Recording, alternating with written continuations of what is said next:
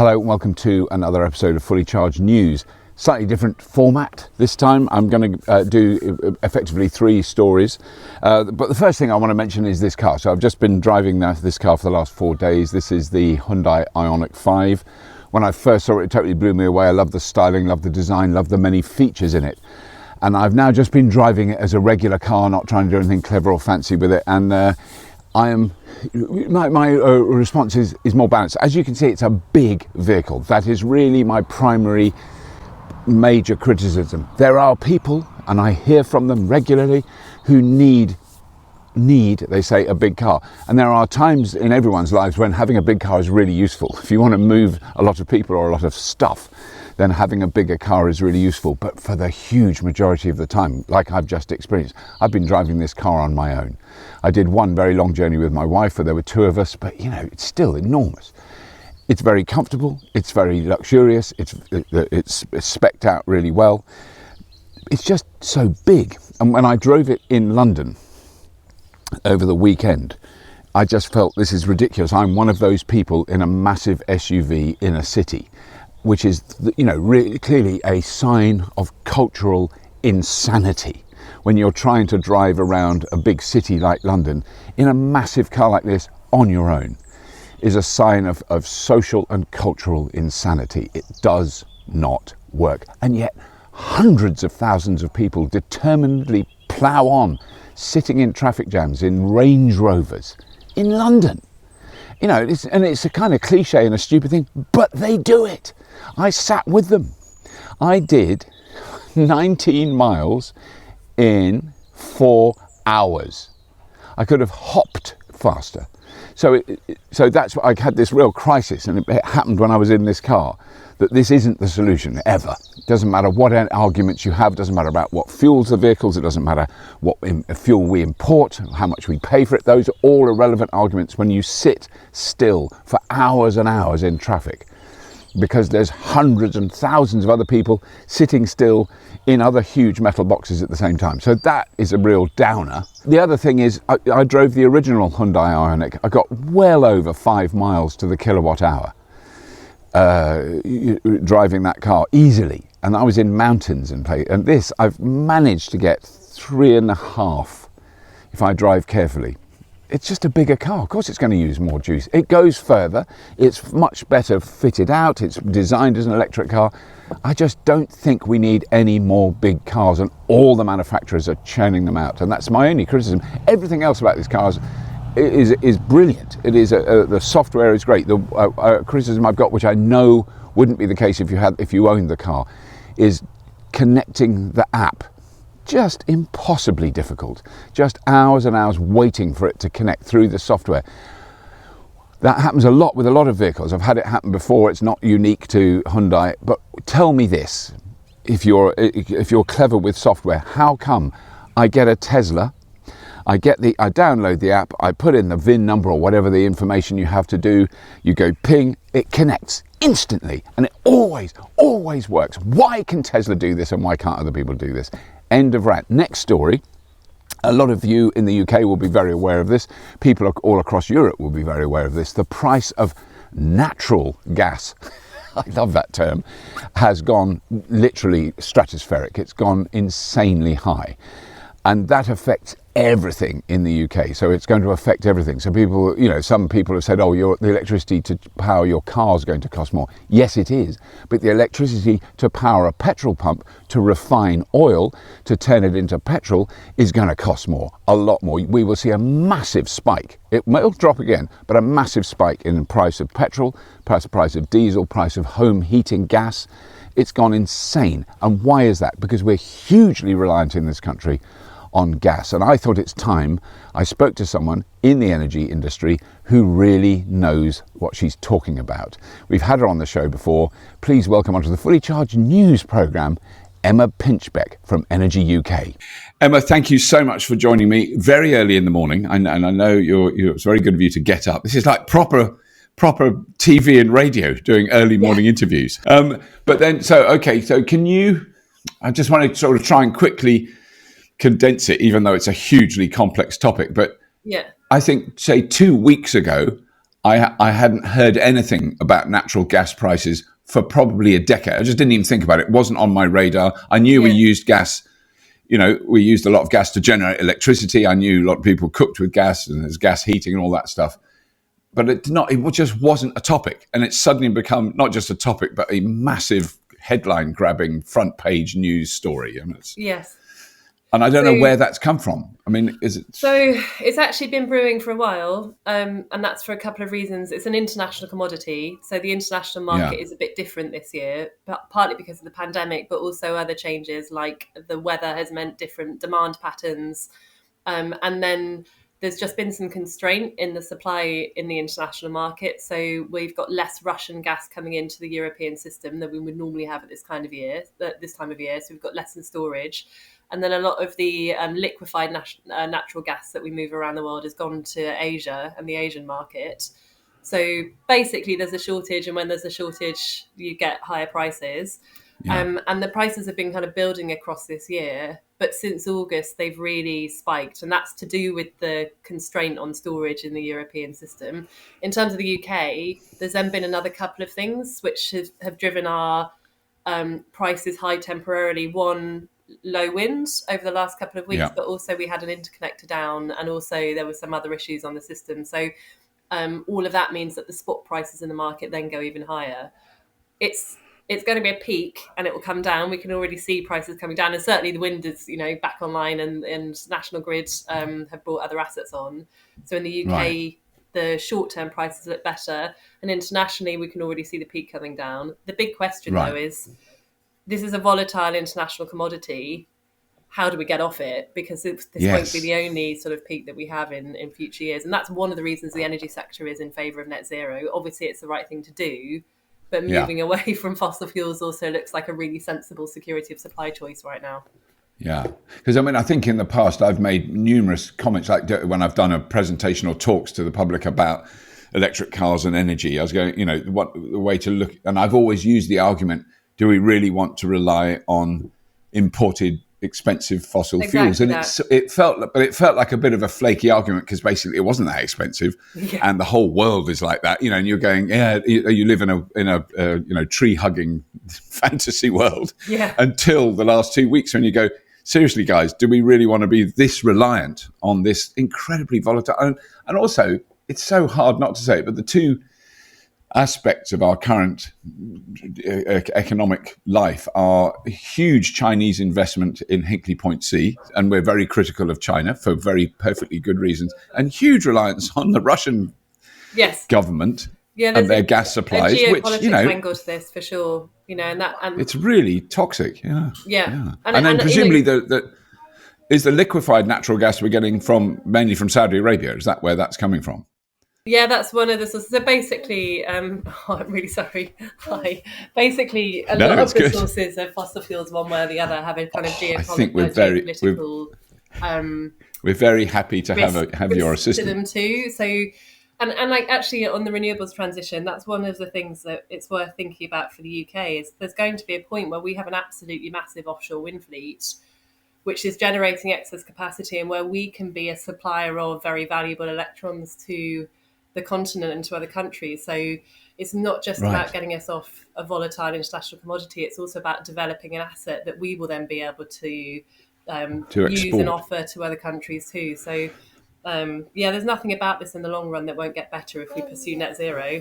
In the short term, obviously it's really worrying. That's a very encouraging, very encouraging thing to hear. I think your assistant's gone off to do some more research. Yeah, my assistant is done now. She shared her expertise and she's gone. No, we're very grateful to that. But that's quite what's hopeful is, because I was sort of in, the general press story is like super doom and gloom. It's absolutely appalling. And that's the other thing that I thought I was aware of, sort of the knock-on aspects of the fossil fuel industry, but you never are, because like the CO2 thing. Yeah. I didn't know that CO2 was used to that degree. And also, this is a whole other topic, but just to hint at it, everything I'm doing in my life is to reduce my CO2 output. That's, for the last 10 years, that's what I've been trying to do. And then I discover there's a massive shortage of CO2 and we need it to kill animals. so that we can eat meat. And you go, oh, the world is much, much weirder than I thought. Very complex, right? I mean, again, Yeah. I think we're learning just how important what the energy sector does is to every other bit of the economy, and not just Critically decarbonisation, important, but yeah. security of supply and supply chains and the rest of it. So Yeah. not all of that is in my area of expertise either. It's been a fast learning curve about things like the CO2 supply chain, but it does mean that I think people are coming to appreciate how important the decisions that my members take in the energy sector and what we do in the energy space means for every other bit of the economy. Yeah.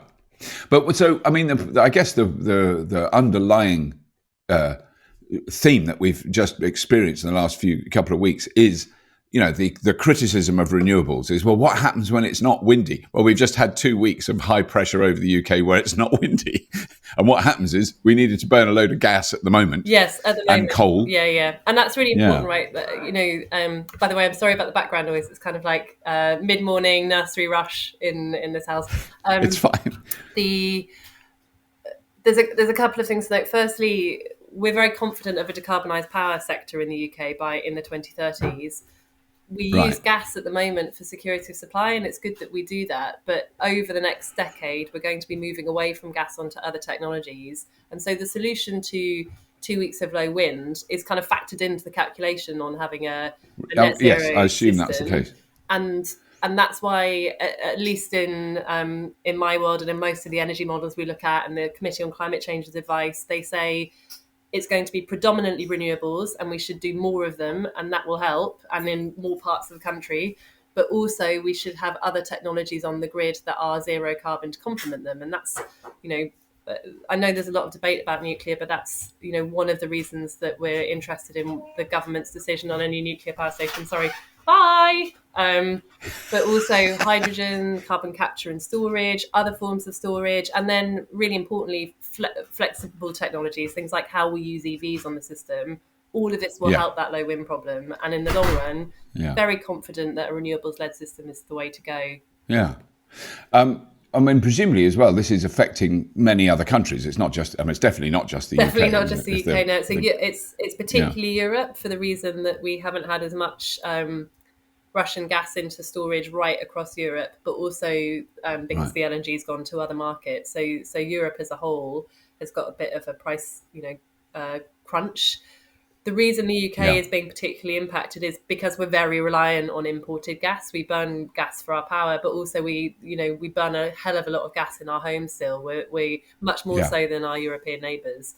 And then so they use gas for there's less use of gas for domestic heating. Yeah, there's much more electrification and communal heating systems and just different ways of heating. The UK's gas grid and our kind of the 80% plus of UK consumers have an individual boiler on the gas grid, and that's unusual. No one else in Europe is really in that situation. So I'm guessing that having 80% of our households with individual boilers is not the most efficient way of heating the UK. No, I mean, in slower time, once we're through this and we make sure customers are all right, we've got to get back onto, pushing for the government's heat and building strategy to come out and, making sure we've got a retail market that is, sufficiently vibrant and sustainable that they can be investing in things like heat pumps for all of us, and doing that kind of innovative heat transition, because we're now seeing that as well as it being the right thing to do for climate change, it's the right thing to do for security of supply and other reasons. So,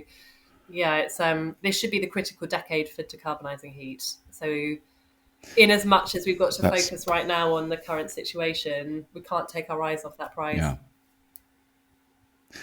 Thank you so much, Emma. That is partially reassuring, but also really encouraging that we really need to carry on doing what we're doing rather than go, oh, it doesn't work. That's the critically important thing. Yeah, I agree. And if I'm allowed to kind of steal time, I know your viewers are going to be the kind of people that are, interested in energy and looking ahead and maybe have different kinds of tariffs and all of that kind of stuff. But just in case anyone is particularly worried about their bill this winter, firstly, a lot of the bill rises have already happened and been factored in, particularly for anyone who's under a price capped tariff.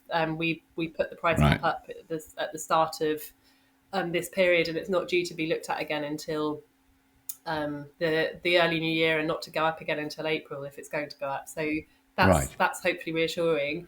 But the other thing is there's lots of support available for people that find themselves, pressured at this time, particularly vulnerable people. So if anyone's very worried, they should just get on the phone to their supplier. There's often support available.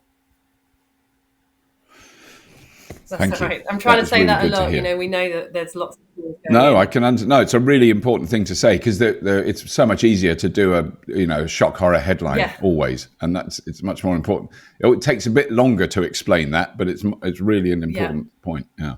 Well, thank you, Emma. I think it's kind of half encouraging to know that there is a solution to this. That the fact that I've made jokes about that we shouldn't be reliant on President Putin for our gas supply.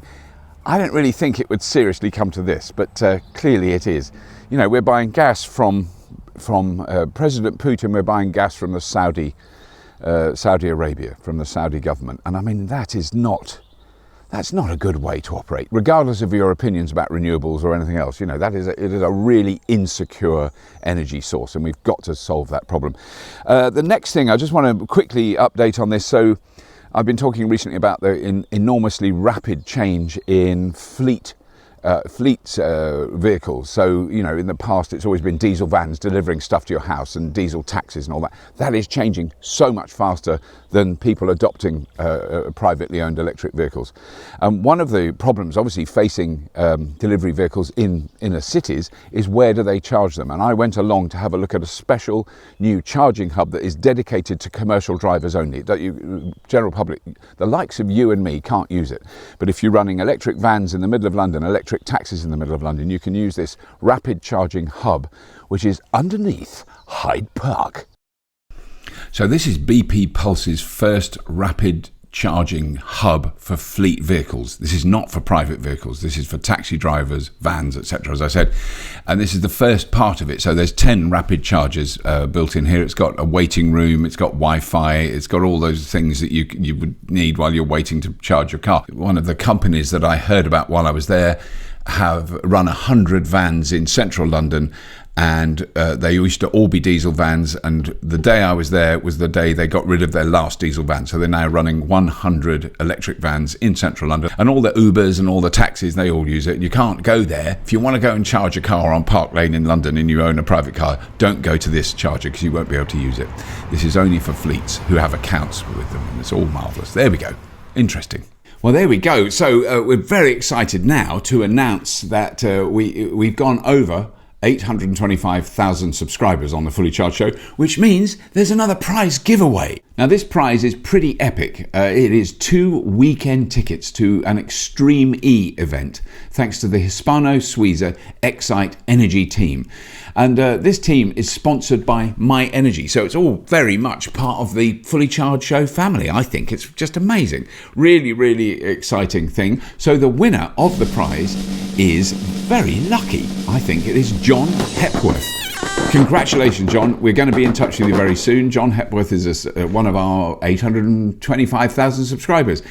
I just want to really point out, you can win even if you subscribed 10 years ago, or last week, or yesterday, or also if you subscribe now, you are in the running to win this prize. And if you didn't win this time, don't worry, because the next prize is when we get to 850,000 subscribers, and that is pretty special too. The winner will get to join the Fully Charged team at one of our shoots, one of our recording days. I'm hoping that's an exciting prize. And see what really goes on behind the scenes. And we'll even throw in cups of tea, a nice sandwich, and I might even hand you half a dozen eggs from my chickens. But there we go. So to be in with a chance of winning, it obviously helps if you do actually subscribe to the Fully Charged Show. Costs you nothing, requires no action on your part other than clicking that subscribe button. And those subscription numbers help us to get more viewers on the YouTubes. So it's very easy to do. That's all I want to say about it. Don't want to go on about it. Just click the old subscribe button and everyone is happy and jolly, and you might win a prize. And when we get to 1 million views, oh my God, because then we are giving away 4 cars on 4 different continents around the world. I'm not even going to go on about that now, but that is monstrous. And yes, they will be electric cars, just in case someone wants to ask. That's all. As always, if you have been, thank you for watching.